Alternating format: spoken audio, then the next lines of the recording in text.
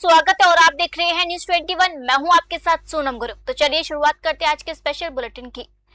खंडवा के एक बालक छात्रावास में शुक्रवार को परोसे गए भोजन में इलिया मिलने के बाद छात्रों का गुस्सा फूट पड़ा। आक्रोशित छात्र हाथों में थालियां लेकर छात्रावास से कलेक्टर तक रैली निकालते हुए पहुंचे और जिम्मेदार कर्मचारियों व वार्डन के खिलाफ जमकर नारेबाजी की। छात्राओं का आरोप है कि महीने में 3-4 बार भोजन की गुणवत्ता खराब रहती है, लेकिन शिकायतों के बावजूद कोई सुधार नहीं किया जाता।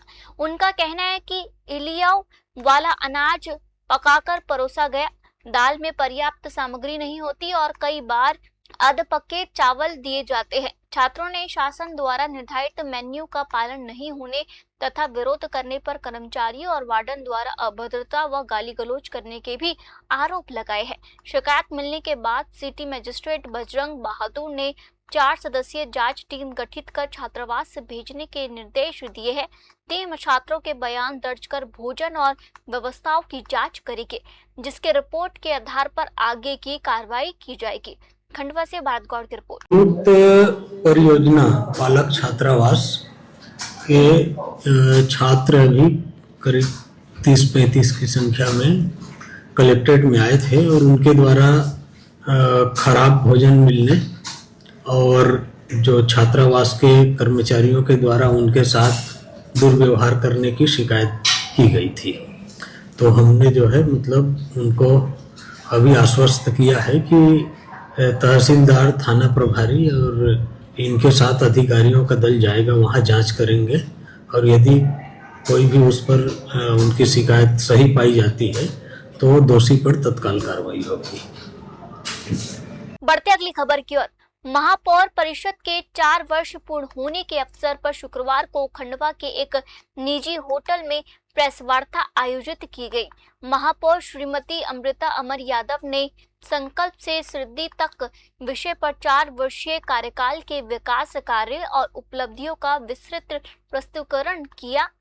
साथ ही साथ आपको बता दें कि मीडिया के समक्ष भी रखा गया। उन्होंने कहा कि वर्ष 2022 में जनता से किए गए अधिकांश संकल्प समयबद्ध रूप से पूरे किए गए हैं, जबकि शेष मूलभूत सुविधाओं से जुड़े कार्य तेजी से प्रगति पर है। उन्होंने इस विकास यात्रा को अमृत खंडवा की संख्या देते हुए कहा कि नगर निगम ने पेयजल, सीवरेज, सड़क, आवास, जल संरक्षण, परिवहन, रोजगार, पर्यावरण और सामाजिक कल्याण जैसे क्षेत्रों में उल्लेखनीय कार्य किए हैं।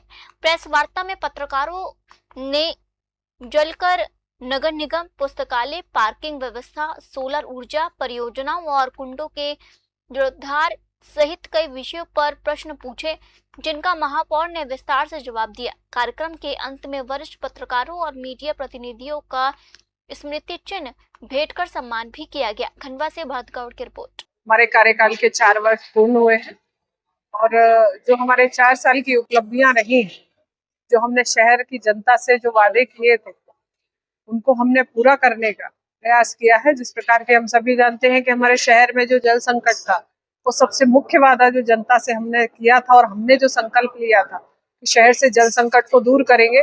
और आप देख रहे हैं कि इस वर्ष हमारे शहर में जो जल संकट पे हमने नियंत्रण पाया है, नई लाइन जो हमने डाली है, उससे जो डिस्ट्रीब्यूशन लाइन डाली है, उससे पूरे शहर को हमने पर्याप्त जल पहुंचाने का प्रयास किया है। और जिस प्रकार से हमने 5 ओवरहेड टैंकों का निर्माण किया है, तो आने वाले समय में भी यदि शहर बढ़ता है, भविष्य में भी पानी का संकट हमारे शहर पे नहीं आएगा। एक हमारे नगर निगम की ऑफिस की बिल्डिंग जो हमने 11 करोड़ की लागत से निर्माण की है और आधुनिक तरह की बिल्डिंग बनके तैयार हुआ है। इसका प्रभाव ये होगा कि जो हमारे अलग अलग जगह पर ऑफिस संचालित होते थे, वो सभी ऑफिस एक ही बिल्डिंग में रहेंगे, तो शहर की जनता को एक ही जगह जाकर सारी सुविधाएं मिल पाएंगी। और उसके बाद जो हेड ऑफिस हमारा है, उसको हम लोग डिसमेंटल करके वहां पर से G+4 मॉल का प्लान किया है, जिससे कि हमारे शहर की सुंदरता बढ़ेगी। जिले के नेशनल हाईवे 46 पर शुक्रवार तड़के गौ तस्करी का चौंकाने वाला मामला सामने आया है। डाक पार्सल लिखे कंटेनर को राधोगढ़ थाना क्षेत्र के आवन गांव के पास गौ सेवकों और पुलिस ने घेराबंदी कर पकड़ लिया। कंटेनर शिवपुरी की ओर से ग्वालियर, इंदौर होते हुए महाराष्ट्र जा रहा था। राजस्थान के झालावाड़ से गौ सेवकों की टीम पहले से ही वाहन का पीछा कर रही थी। गिरता देख चालक और उसके दो साथी अंधेरे का फायदा उठाकर फरार हो गए। पुलिस और प्रशासन की मौजूदगी में कंटेनर को खटकिया गौशाला ले जाकर खोला गया, जहां 56 गाय क्रूरतापूर्वक ठूस कर भरी मिली, जबकि दम घुटने से 9 गायों की मौत हो गई।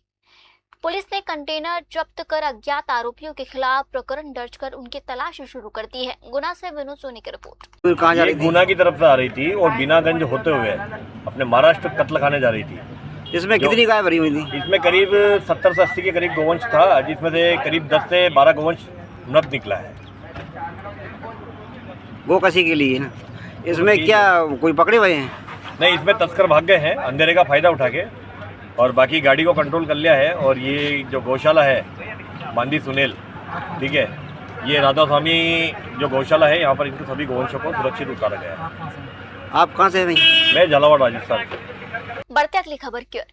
जिले में दिव्यांग कर्मचारियों के प्रमाण पत्रों की सत्यापन की प्रक्रिया तेज कर दी गई है। शासन के निर्देश पर जिला सामान्य अस्पताल के सिविल सर्जन की अध्यक्षता वाली टीम को जिला परिषद के दिव्यांग कर्मचारियों की सूची भेजी गई है। सभी कर्मचारियों की मेडिकल जांच और दिव्यांगता का सत्यापन उपलब्ध संसाधनों के माध्यम से किया जाएगा। प्रशासन ने स्पष्ट किया कि कई कर्मचारी नौकरी के बाद दुर्घटना या अन्य कारणों से दिव्यांग हुए हैं, जबकि कुछ मामलों में फर्जी दिव्यांग प्रमाण पत्र के आधार पर नौकरी हासिल करने की आशंका भी सामने आई है। सिविल सर्जन से सभी रिपोर्ट प्राप्त होने के बाद उनकी विस्तृत जांच की जाएगी। इसमें नौकरी से पहले और नौकरी के बाद हुई दिव्यांगता का अलग अलग परीक्षण किया जाएगा। यदि जांच में फर्जी प्रमाण पत्र के जरिए नौकरी प्राप्त करने का मामला सामने आता है तो संबंधित कर्मचारियों के विरुद्ध नियमानुसार सख्त कानूनी कार्रवाई विभागीय कार्रवाई की जाएगी। बुलढाणा से प्रशांत सबकाल की रिपोर्ट। बुलढाणा जिल्ह्यामध्ये देखील दिव्यांगांची पडताळणी करण्याची प्रक्रिया सुरू झालेली आहे। नुकत्याच शासनाने दिलेल्या आदेशाप्रमाणे सिव्हिल सर्जन लेवलला म्हणजे सिव्हिल हॉस्पिटलमध्ये सिव्हिल सर्जन यांच्या अध्यक्षतेखालील जी टीम आहे त्या टीमकडे आम्ही आता जिल्हा परिषदेतले जे काही दिव्यांग कर्मचारी आहेत त्यांच्या याद्या पाठवण्यात आलेल्या आहेत आणि त्यांच्या स्तरावर विविध स्वरूपाचं दिव्यांगत्व तपासणीचे यंत्र वगैरे सगळे त्यांच्याकडे उपलब्ध आहेत आणि त्यांनी दिव्यांगत्वाची तपासणी सुरू केलेली आहे आणि शासनाने दिलेल्या निर्देशाप्रमाणे लवकरच सर्व दिव्यांगत्वाचे प्रमाणपत्राची पूर्णपणे फिजिकली तपासणी होईल असे आम्हाला आशा आहे। आता दिव्यांगामध्ये काही गोष्टी आमच्या अशा लक्षात आलेल्या आहेत की बऱ्याच लोकांना नोकरीत लागल्यानंतर दिव्यांगत्व आलेलं आहे। म्हणजे नोकरीत लागताना तो एक सामान्य नागरिक म्हणून लागला होता, परंतु नंतर काही ऍक्सिडेंट झाला किंवा काहीतरी शॉक बसून काही लोकांना दिव्यांगत्व आल्याचे काही प्रकार आहेत। याच्यात सगळ्यात महत्त्वाचं म्हणजे मला जे वाटतं की ज्यांनी दिव्यांगत्वाचं खोटं सर्टिफिकेट मिळवून नोकरी मिळवली आहे अशा लोकांना म्हणजे तातडीने त्यांच्यावर कारवाई करणं अपेक्षित आहे। सिव्हिल सर्जनकडून ज्यावेळेस हे सगळे रिपोर्ट येतील त्यावेळेस आम्ही त्याची छाननी करू। त्याच्यामध्ये नोकरीला लागल्यानंतर झालेले अपंग आणि नोकरीपूर्वी असलेले अपंग यांची दोघांची प्रॉपर छाननी करण्यात येईल आणि पुढील आवश्यक ती कारवाई करण्यात येईल।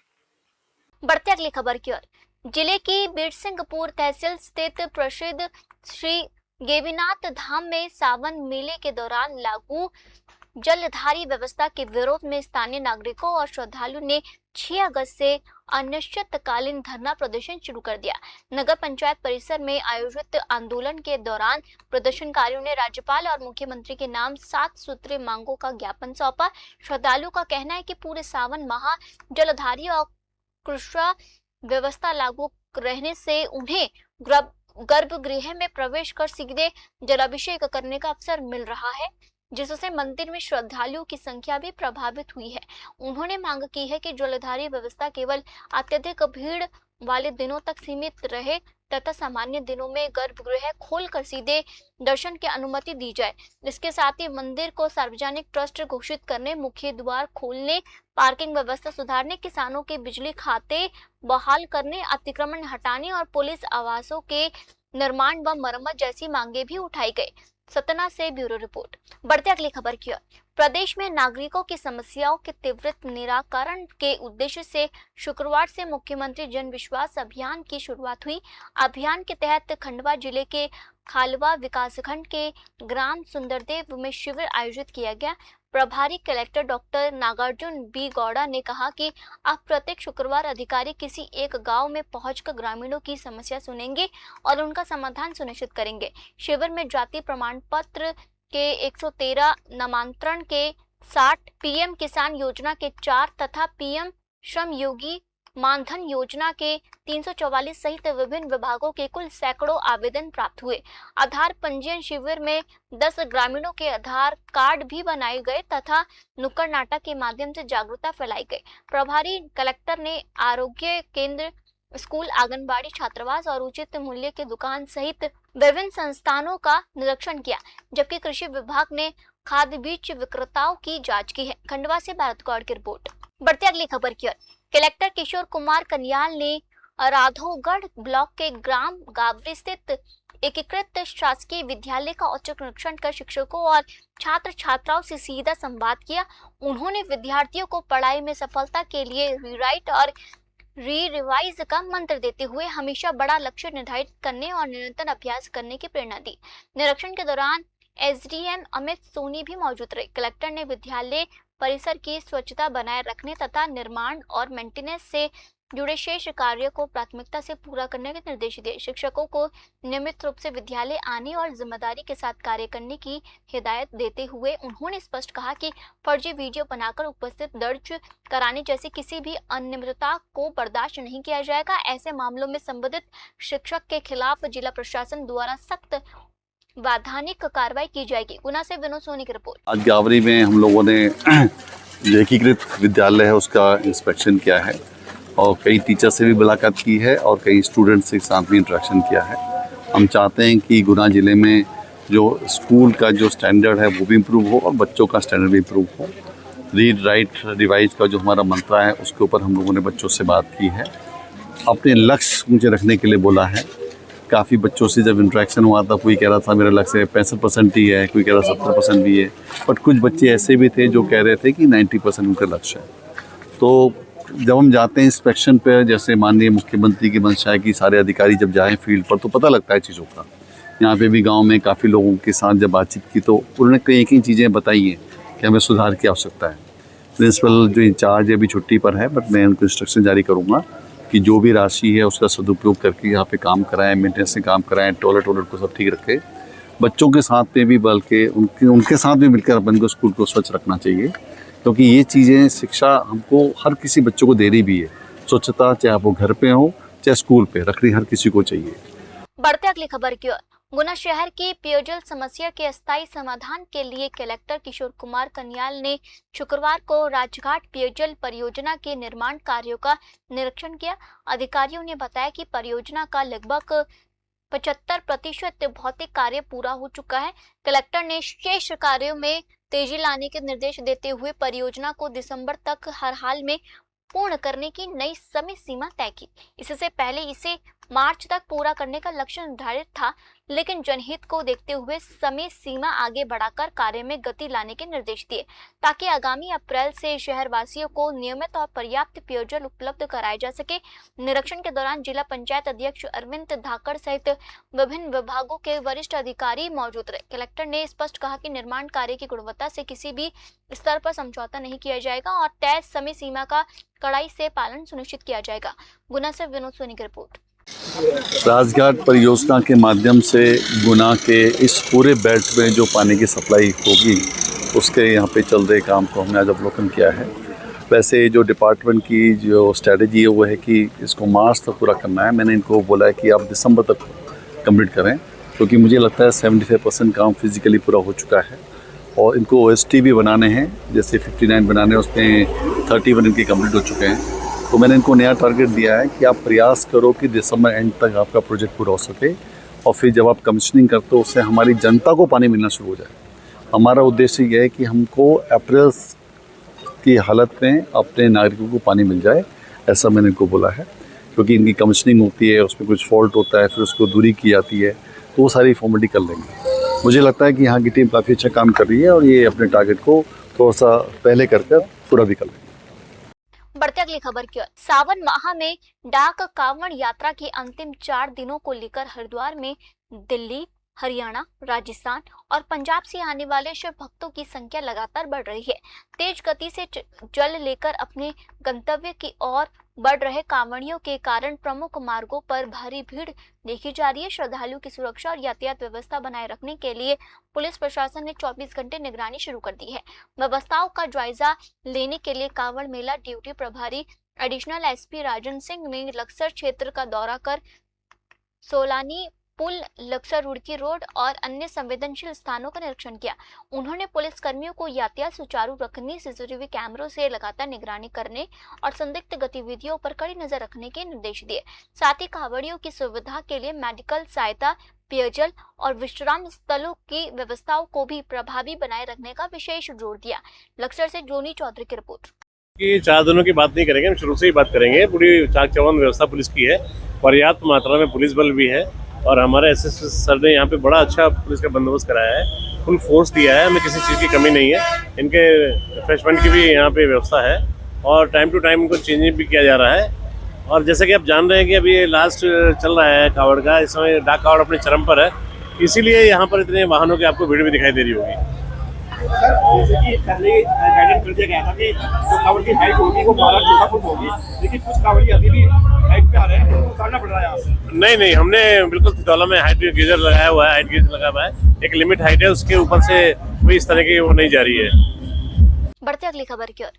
उत्तराखंड के खटीमा के अमाऊ क्षेत्र में सरकारी और सार्वजनिक भूमि पर कथित अवैध कब्जे, अनधिकृत प्लांटिंग और कब्रिस्तान परिसर में दुकानों के निर्माण को लेकर विवाद गहरा गया। क्षेत्रवासियों ने उप जिलाधिकारी के माध्यम से मुख्यमंत्री पुष्कर सिंह धामी को ज्ञापन भेजकर पूरे मामले की निष्पक्ष जांच की मांग की है।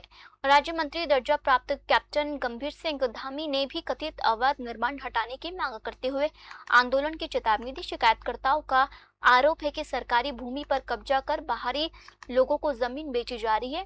वहीं पीलीभीत रोड स्थित कब्रिस्तान में दुकानों के निर्माण को लेकर इंतजामिया कमेटी के अध्यक्ष शाहरुख खान ने उत्तराखंड वक्फ बोर्ड की सशर्त अनुमति का दस्तावेज मीडिया के सामने प्रस्तुत किया और निर्माण को नियमों के अनुरूप बताया। दूसरी ओर अमाऊ मजार से जुड़े आरोपों पर मजार प्रबंधन की ओर से कोई आधिकारिक प्रतिक्रिया नहीं मिली। फिलहाल प्रशासन ने निर्माण कार्य रुकवा दिया है और मामले की जांच जारी है। खटीमा से अशोक सरकार की रिपोर्ट। ऐसा है कि जो ये मजार बना हुआ है, मजार के अंदर पहले इन्होंने क्या किया, पहले तो ये ग्रीन कपड़ा के चादर लगाया है, उसके बाद जो है इन्होंने दीवार लगा दी। अब दीवार के अंदर फिर जो है वो दुकानें बनाना स्टार्ट कर दिया। जबकि ये यदि कब्रिस्तान है यहाँ पर तो इनका साल में एक बार इनका मेला चलता है, लेकिन दुकान अंदर की दुकानें जो वहाँ पर यदि संचालित होती हैं तो ये तो हमारा जो समाज वहाँ पर बैठे हैं आसपास के लोग, उनके लिए तो बहुत ही सिरदर्द हो जाए। वहाँ पर किसी प्रकार के अंदर कुछ भी हो सकता है। कुछ शिकायत प्राप्त हो रही थी कि ये जो कार्य चल रहा है उसमें खंती की ज़मीन भी आ रही है। तो खंती की ज़मीन क्योंकि सरकारी ज़मीन होती है, इसी के दृष्टिगत तहसीलदार जो खटीमा है उनको भेज के इसकी जाँच कराई गई और उनसे जो भी निर्माण कार्य में वहाँ पे लिप्त थे लोगों से उनके पेपर मंगाए गए। जब तक पूर्ण रूप से स्पष्ट जो दस्तावेज है उपस्थित नहीं किए जाते तब तक के लिए काम रोक दिया गया है। इसमें आगे निर्णय जो है वो दस्तावेज देखने के बाद किया जाएगा। जी, अगर दस्तावेज सही नहीं पाए जाते हैं और सरकारी ज़मीन पे ये निर्माण पाया जाता है तो अतिक्रमण का मैटर बनेगा और फिर इसमें नियमानुसार कार्रवाई आगे करी जाएगी, जिसमें दृष्टिकरण भी किया जा सकता है। मैं आपके चैनल के माध्यम से सबको ये अवगत कराना चाहता हूँ कि माननीय श्री मुख्यमंत्री पुष्कर सिंह धामी जी ने पहले भी कह रखा है कि जो भी माफिया हैं वक्फ बोर्ड के और जो भी इस प्रॉपर्टी वक्फ बोर्ड की जहाँ भी उत्तराखंड में है जो कब्जेदार है वगैरह वगैरह, और वक्फ बोर्ड के जो अध्यक्ष है माननीय शदाब शमशद जी, उन्होंने भी अवगत करा रखा है कि इन सब चीज़ों को ख़त्म कर दिया जाएगा और लगभग उत्तराखंड में सब चीज़ें ख़त्म हो चुकी हैं। और रही कब्रिस्तान का मामला, ये प्रॉपर्टी है, ये वक्फ बोर्ड में है काफ़ी समय से। फिलहाल आज के बुलेटिन में इतना ही और आप देखते रहिए न्यूज़ 21। जय हिंद।